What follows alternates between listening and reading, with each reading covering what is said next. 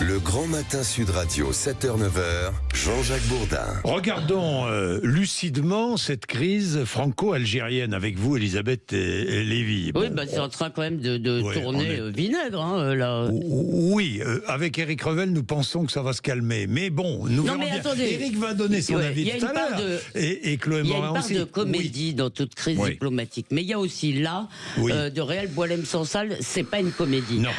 Les propos publics de Monsieur Tebboune qui tombent dans toutes les oreilles des Algériens, y compris en France, c'est pas une comédie. Bon, donc espérons au moins que ce Boualem restera en rétention jusqu'à son procès, qui prendra cher, on le garde au frais en quelque sorte.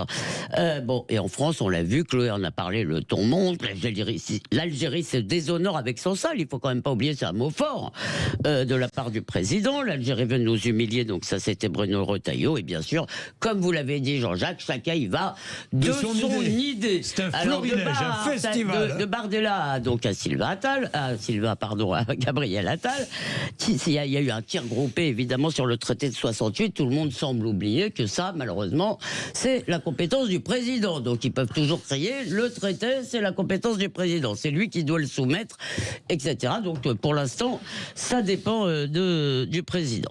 Donc Gérald Darmanin se propose, ça paraît assez simple, de supprimer l'exemption de visa pour la nomenclatura. Xavier Driancourt dit, je trouve qu'il a une idée assez ancien bonne. Ambassadeur de France en Algérie, je le rappelle. Et il dit, en Algérie, les diplomates français, les religieux, enfin tous les officiels, ne peuvent pas se déplacer sans autorisation et sans escorte, bien sûr au passage, on les flics.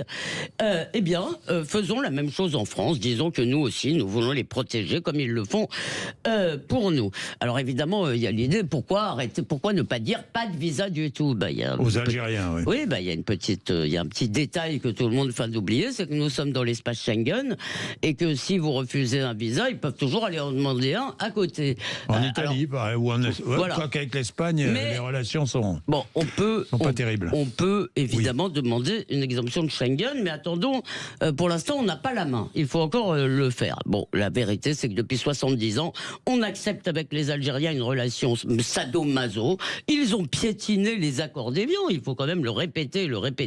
Ils ont expulsé ou chassé les pieds noirs, mais les Algériens, eux, doivent être chouchoutés en France avec ce fameux traité de 68. Et en prime, aujourd'hui, le relais du régime se déchaîne. Alors, je dirais, comme tout le monde, basta, parce que s'il n'y a pas une réaction forte, et même, je dirais, probablement brutal, eh bien le message qu'on envoie, c'est vous pouvez nous envoyer vos délinquants, vous pouvez emprisonner nos écrivains, vous pouvez nous insulter, allez-y. Eh bien non, c'est le moment de faire du Trump, en fait. Oui, d'accord, mais on fait comment ?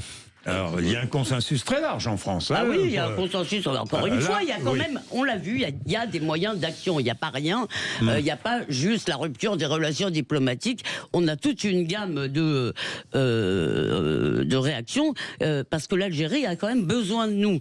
Voilà, le problème, c'est en gros, mais j'en ai déjà parlé, c'est que qu'ils utilisent la diaspora algérienne en France. Bon, en tous les cas, aujourd'hui, Chloé l'a dit, donc je répète pas, c'est la grande nouveauté, c'est que le bloc central se rallie à la fermeté. Alors bien sûr, attention, Gabriel Attal prend des pincettes, il renvoie dos à dos avec le fameux réflexe, l'aveuglement de l'extrême gauche et la haine aveugle de l'extrême droite. Mais la vérité, c'est que il est d'accord avec le RN pour demander plus de fermeté. On ne provoque pas la France sans conséquence, écrit-il. Pour l'instant, c'est faux.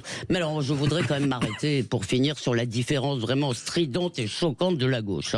Donc Marine Tourdelier, non seulement elle a dit ce que vous avez dit, Chloé, c'est-à-dire que on n'avait pas respecté le droit, ce qui est parfaitement faux, mais elle a osé, quand on lui parlait des provocations algériennes, dire ah oui, mais nous aussi on fait Monsieur Retailleau aussi fait des provocations. Non mais j'ai cru, je n'en croyais pas.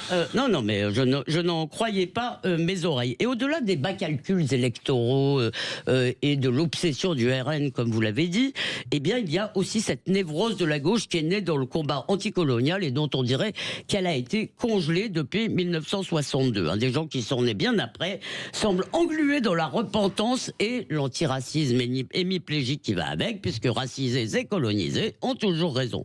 Donc Ségolène Royal nous dit qu'on a une dette morale et je suis sûr qu'elle le pense. Fouette-moi, allons-y, continuons. Non, mais excusez-moi, mais bon, pour aller très vite, la colonisation, c'est complexe et c'est universel, si je ne m'abuse. L'Algérie est une création d'une colonisation arabe. La juger avec la morale d'aujourd'hui, c'est absurde. L'histoire n'est pas un bilan comptable. Mais surtout, alors que la France est agressée par un régime policier détestable, qu'un écrivain est en prison, la gauche soit se tait, soit refuse ouvertement de défendre son pays. Certains de ses représentants joignent leur crachat à ceux de nos ennemis. Eh bien, ils ont de la chance d'être français, tous ces gens, parce que dans un pays libre, eh bien, heureusement, on a le droit de ne pas être patriote. Bien. Alors, Chloé, vous êtes d'accord avec Elisabeth ou pas? Moi, sur l'attitude de la gauche, oui, je pense que la gauche, pour des tas de raisons, et notamment en raison de la manière dont dont sa pensée a été formée, dont elle est matricée, fait qu'elle est incapable de penser les relations avec des pays vis-à-vis desquels on a une forme de culpabilité. Et donc ça fait que ils adoptent bêtement le discours du régime algérien en l'occurrence. Oui, Eric. Alors, moi j'ai en tête plusieurs petites phrases. J'ai notre avis un peu. Hein, celle d'il y a quelques années, 2 ans je crois, d'Emmanuel Macron, qui, parlant de la guerre d'Algérie ou de la colonisation, parlait de rente mémorielle qui était utile pour le pouvoir algérien en place, pour cacher ses propres échecs aussi économiques, sociaux dans ce pays.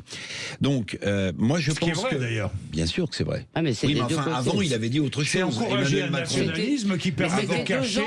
C'était 2 ans après la colonisation, crime contre l'humanité. Voilà. Quand il avait fait campagne. Également en Algérie, alors, ce que je veux dire, c'est que, à mon sens quand même, et c'est pas une façon pour Retailleau ou pour les autres de se dédouaner sur Macron, mais celui qui a les clés de cette crise, c'est Emmanuel Macron. Vous l'avez rappelé, Elisabeth, sur les traités, c'est lui qui doit, à mon avis, répondre. Pour l'instant, vous notez quand même une chose. Mais que doit-il faire? Alors, attendez, dans cette crise, vous notez quand même une chose, c'est que pour l'instant, on se parle par ministre interposé des deux côtés de la Méditerranée. C'est vrai. Il y a eu une réaction du ministre des Affaires étrangères algérienne qui est absolument hallucinante aussi, et qui pour moi est quand même largement mensongère. Mais pour l'instant, même si Tebboune a eu des mots extrêmement durs, hein, il a prononcé un discours à la nation il y a 15 jours, 3 semaines. Je crois que rarement on avait vu une telle violence à l'endroit de la France. Donc maintenant, Tebboune qui est aux mains de la junte militaire, hein, n'oublions pas, qui obéit à la junte militaire. Oui. Donc maintenant, puisque il a que ça, il faut qu'il s'occupe de ça quand même, le président de la République. Oui. Bon, il faut qu'il tranche d'une manière ou d'une autre. Donc, est-ce qu'on ira à Canossa et que, comme d'habitude, on essaiera de mettre la poussière sous le tapis en disant ils ont dérapé, mais on reste... Ou alors, au contraire, est-ce qu'il prendra une décision forte, le président de la République? Moi, je pense que c'est à lui de répondre maintenant. Très vite, Elisabeth. Non, je suis tout à fait d'accord, mais en fait, il y a un sentiment très partagé. Vous dites, que doit-on faire? Ce que je crois réellement, on a essayé les câlins. Ça fait 70 ans qu'on essaye les câlins. À chaque fois qu'ils nous crachent dessus, on dit, c'est pas grave, on s'essuie un peu, et on tend l'autre joue. On va s'incliner devant leur martyr. Je dis ça avec... Darmanin. Voilà. Oui. Non, mais tous. C'est pas que Darmanin, tout le monde le fait. Oui. Bon. On a cessé. Donc maintenant, je pense qu'il est temps de faire quelque chose d'excessif. Quand je vous dis qu'il faut faire du Trump, il faut faire du Trump. Il faut arrêter de se laisser marcher sur les pieds. On est la France. Et c'est inacceptable qu'on se laisse traiter de cette façon. Et par ailleurs, c'est une crise qui remonte à bien plus loin qu'Emmanuel Macron, parce qu'on n'a toujours pas réglé cette affaire en Algérie. C'est sûr qu'il l'exploite. Mais nous, on l'a pas réglé en France du point de vue de notre névrose. C'est bien. Vraiment... Eh ben, écoutez, il est 8h22, je parlerai de cela. Vous avez un psychiatre pour moi? Il est 8h22, vous êtes sur Sud Radio, à tout de suite.